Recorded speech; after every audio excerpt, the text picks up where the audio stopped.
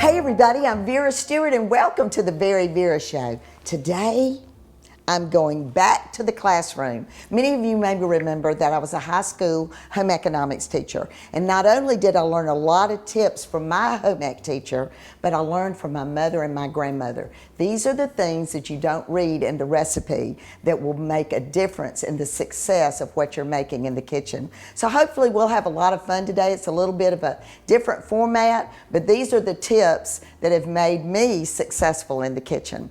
All right, so we're going to start with measuring and kitchen utensils. We're going to learn the difference between wet and dry measuring.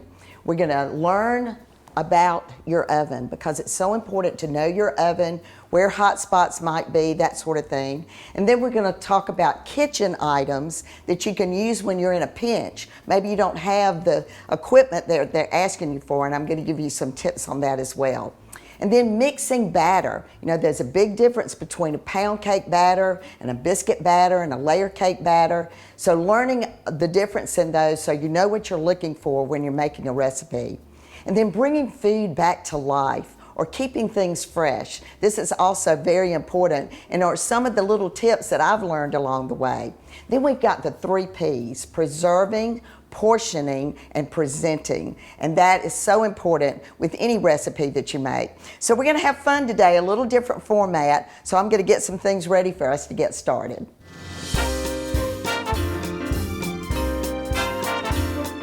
All right, some of these tips you're going to think are so simple. Why didn't I think of that? And honestly, I can remember being in somebody else's house when I said, I'll make the cookies or I'll make the biscuits. And who in the world would not have a rolling pin in their kitchen? Well, she didn't have a rolling pin, and we came up with, she had a tall glass, and we could use it for that. So, just being resourceful with what you're actually doing, and just look how well this works. All you've got to do to this sugar cookie dough is get it flat, get it to the right width and depth. But guess what else it comes in handy for? It comes in handy for making the cookie when you don't also have a round cookie cutter. So I've got some flour over here in a bowl, and I'm just going to go ahead and start cutting my cookies right there with the same glass that I rolled them out with. So that's just a little tip if you don't happen to have a rolling pin. All right, so let's talk about measuring and dry versus wet. So there is definitely a difference. So a dry measuring cup, of course, is to measure dry things. And so we've got flour and sugar that you measure all the time. So one of the things that I love in my kitchen is my OXO canisters because they are easy to use. You can see what's in them. They keep things very fresh because this is tight. But you want to scoop when you're doing dry measuring. So I've scooped into the flour, and then you just take your knife and go across it like you're just getting it even. And then take the knife and go straight across, and that's how you get a level measurement. This is not what you use if you're doing liquid. I will definitely tell you that. So when you're using liquid, you want to use a measuring cup that you can see through so you can see the lines. This, of course, is a Pyrex measuring cup. Comes in so handy because it's good for cold and hot measuring. What you want to make sure you do there is that you get yourself at eye level, that you have gotten an exact measurement. You cannot measure dry in this just like you can't measure liquid accurately in the dry measuring cup. So those are a couple of tips there. All right, so extracts. When you're measuring an extract, sometimes you can get a little carried away. It comes out faster than you thought. So I certainly recommend that you do it over not the batter in the mixing bowl, but into a bowl. So if you get overloaded with it, you can pour a little bit out, but always do it away from the batter that it's going into. And then salt is another one. This is a pretty big container and you're using, a teaspoon of salt. So again, you don't want to do it over whatever it's going in because you want to make sure you get a level. So this is like the dry, this is like the measuring cup, and you can either use your finger or a small knife and see how much went into this bowl that you don't want to go into what you're making. If you're making potato salad, it's not going to really make a difference. It might be too salty. But if you're baking or making a cake or something like that, this is chemistry. So you want to make sure you're accurate in your measurements. All right, then know your oven. This is so important because you've got to know where your hot spots are if you have them. Thank goodness I really don't have to worry about that because my Wolf oven just is such an even cooking, and it's also convection, so I can put this pan with these cookies on every single rack in the oven. But you want to figure out how evenly your oven heats. An inexpensive trick is to preheat the oven to 350, line the oven rack with pieces of bread and check each slice as it gets darker. Then if you need to have your oven serviced, you can tell the repairman, it's really getting hot on this side of the oven. All right, now we've got breads. Biscuits bake in a really hot oven because they need to rise quickly. But a muffin goes slow and low, so you get that moist, really nice feel to that. Okay, so up next, we're going to talk about batters and ingredients.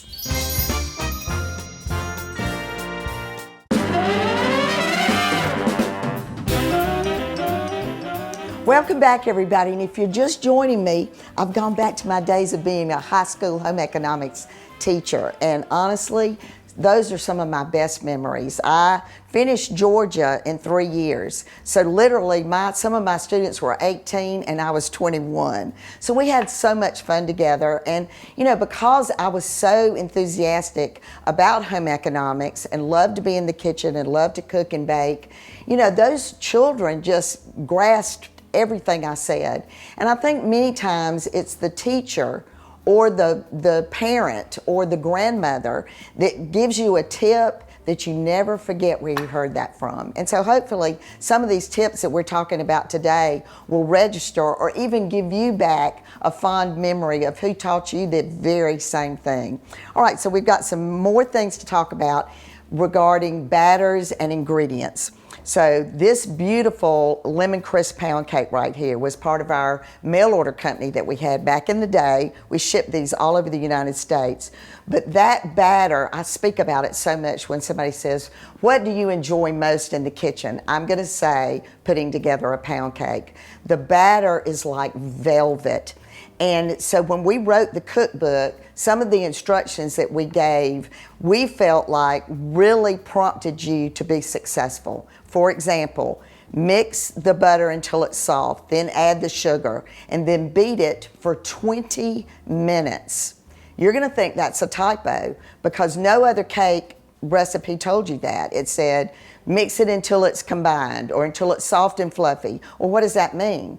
Well, to me, I learned from my grandmother that you did it for 20 minutes. And so the success of the height of that cake, that the center doesn't fall, that it has a beautiful crown on the top, is all part of the chemistry of doing it. Biscuit batter is completely different from that. You do not want to touch this dough for 20 minutes, I can assure you, or they're going to be hard as a rock. So one of the things, like we said earlier, you want to make sure your oven is preheated before you ever even start, because 450 degrees is going to take a few minutes to preheat. And once you've made these biscuits, you want to get them into that oven right away. Another trick is that when you cut your biscuits, different from the way I did the sugar cookies a minute ago where I turned the cookie cutter. You want to put it into the flour, you want to go straight down and come straight up, because keeping those edges soft is going to allow that hot temperature to make that biscuit rise beautifully and quickly is what you're looking for there. All right, so now let's talk about room temperature, because I say that quite a bit on the show. You want to make sure your ingredients are at room temperature. And these are some of the other tips in our recipes that I think make so much sense. So we're telling you that in advance. So for example, when I would go to Atlanta to visit my namesake grandmother, I knew she was going to make a cake the next day because she took out a lot of the stuff the night before. She put the butter on the counter, she had the eggs sitting on the counter, all of that. So when you're making all of these different batters, pay attention to the recipe. For example, biscuits tells you to incorporate cold butter.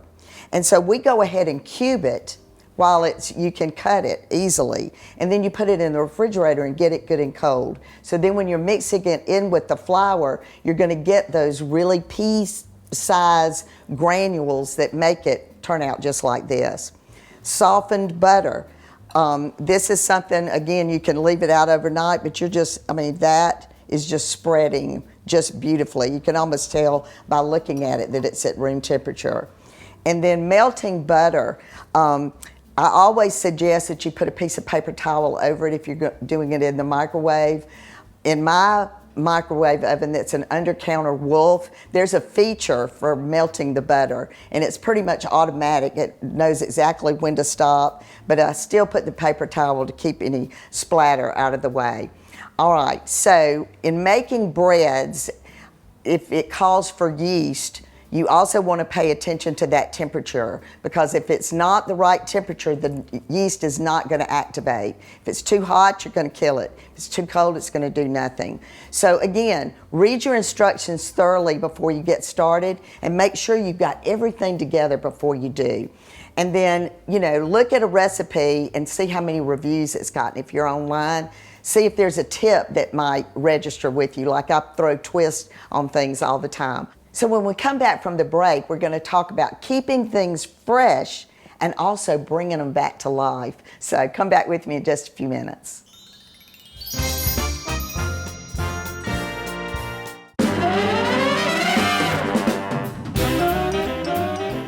Okay, are you learning anything today? We're going to have a pop quiz at the end. That was probably the worst thing I ever heard a teacher say was, pull out a piece of paper, we're going to have a pop quiz. And I would just, But anyway, these are things that are going to stick with you. And some of these tips, have just come from, just folks in our organization that'll say, my mom always did this, my grandmother did this. And that's when that person is in the kitchen with you at that moment. When you use that tip, it's like having a recipe card that somebody that you love hand wrote. And when you take it out of your recipe box, it's like they're with you. So I love that part of this. All right, so this particular segment is very dear to my heart, because if I was to tell my husband that we were having leftovers, he completely shuts down. He does not want to hear that. So I've learned through the years that if I wait a couple of days before he sees that dish again, he really doesn't remember it, and I do not use the word leftover. So the very first one I'm doing right now, and this is about keeping things fresh and bringing things back. So these are the mashed potatoes I made a couple of days ago. So we're going to bring them back. So I've got my pan ready, and I marked them. I know exactly what day I made them. And my Sub-Zero refrigerator is the perfect place for them to have been. So, they're pretty good, but they need to be brought back to life. Okay, so I've got my pan on a low heat. I've got some melted butter. I'm going to add a couple of spoonfuls of that. Can't have too much of that. I'm going to add a little bit of my half and half. And you're just playing with your mashed potatoes for a few minutes. And he will never know that he had these 2 days ago. They're actually better, believe it or not. But it takes a while to make mashed potatoes. You got to peel the potato. You got to do all of this from scratch. And so wouldn't it be nice if this was all you had to do? And they really last in the refrigerator for several days. All right, so once they've kind of gotten hot, you can continue to add some of the butter and the milk, but these are going to be brought back to life. There's no way that you'll know that this is a leftover, and this is a tip that I hope you will absolutely enjoy using. All right, so next is pasta. So when you're cooking pasta, add your salt and olive oil a little bit to the water. The salt makes the water boil faster, but it also adds flavor to the water, flavor to the pasta, and then the oil kind of keeps your noodles separated.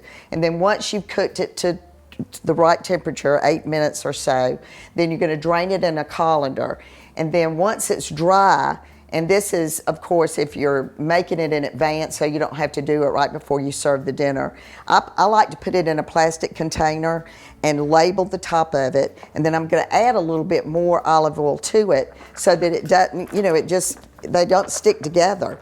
It's perfect. And so when you're ready to use it, you can refresh it either in your microwave, or you can put that in a strainer or a colander over boiling water, and it gets right back to where it needs to be.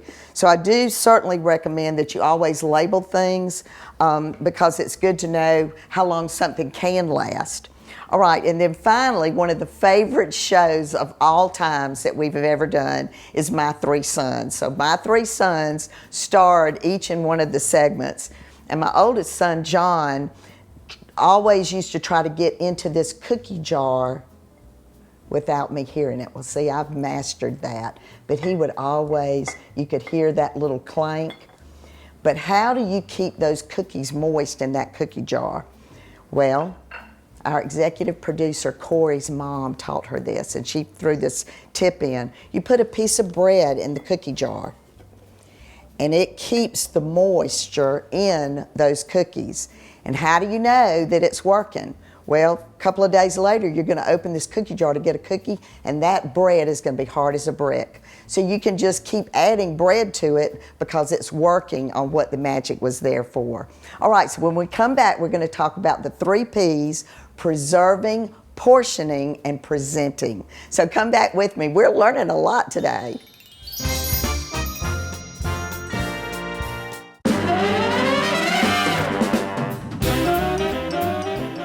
All right, so we've saved the 3 Ps for last: preserving, portioning, and presenting. So these are all very important, some really great tips here. So if you've had, some folks over and you had a crudité tray with celery and carrots and things on it, and you've got a little bit of that left over, a really great use of that is to freeze it, because it's, you're not really going to be able to do much with it as it is, but if you freeze it, it's going to discolor a little bit, but you're going to use it in something like a soup or another dish, a casserole or something, that will not affect the flavor or anything else. So this is a great way to do it. So I recommend that, again, you label everything, you put the date that you put it in there, go ahead and have it diced like you would use it in a soup, or something along those lines. And onions do really well with that as well, so that's a great way to have something handy in the freezer for cooking that you could not use fresh. All right, then the next thing is fruits. So fruits, many of your fruits can be preserved. I've got those beautiful strawberries from the fresh market, and they're just so beautiful. How could you preserve those? Well, if you haven't eaten them all and they're starting to get a little bit soft, just put them in the blender. Get them pureed, label them again, and if you're making a smoothie or something like that, or you want to make homemade strawberry ice cream in the dead of winter possibly, that's a great way to utilize fruits that are getting ready to be a little bit out of date. And then, of course, our friends at Pearson Farm have the most amazing peaches during peach season. But we, learned how to preserve those as well. It's just a great way to have peaches when you want to make a cobbler, when they're not in season. It's a perfect way to do that. So I love those ideas. All right, so I can hardly get enough of smelling this delicious Trips Lemon Crisp pound cake that we used to ship all over the United States. And, people have not understood to this day that the freezer is your friend. And we shipped these cakes frozen, but by the time the customer got them, they had thawed out, they were ready to eat, they were just amazing. One of my favorite stories is a customer that called and they were cleaning out their deep freeze chest freezer, and they found a cake that they had had for a year, and they were eating it for dessert that night and thought it was delicious. So certainly you want to make sure that you wrap it tightly, maybe wrap it twice, protect it when it goes in the freezer is certainly the way to do that. And then individually portioning out meals. Like, for example, you have a loaf pan, you've made a big portion of meatloaf, but you want to have some to take with you to lunch every day. So these super cubes are just great for that sort of thing, because they freeze. You can freeze them just the right portion for you to take with you in your lunchbox to work, and then they just pop out. It's a great use of that sort of thing to have some leftovers. And then another thing that's really one of the ones that I end up having to throw out is I've let buttermilk go out of date. So once you know that buttermilk is getting ready to go out of date, you can freeze this too. Just let it come to room temperature, and then take a whisk and whisk it together when you're making biscuits or you're dipping something for tempura. And then finally, presenting. Use different elevations. Cake stand, that could be anything. Go a little bit lower and have something there. And then use unusual vessels to put things like your mashed potatoes, in a small cast iron skillet. And then camouflage with some of your pretty towels that go with your color scheme. And then using herbs in your kitchen is also a way to decorate and present your kitchen. So I hope you've learned a little bit today. I hope you'll come back and join me next week for another episode of the VeryVera Show. If you have questions or comments about today's show, or you just want to know more, please join our email list at veryvera.com.